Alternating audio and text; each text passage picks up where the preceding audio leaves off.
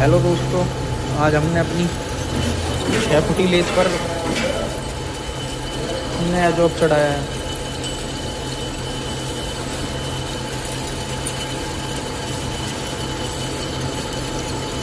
यह एक पाइप है जिसकी हम ओडी कर रहे हैं अभी।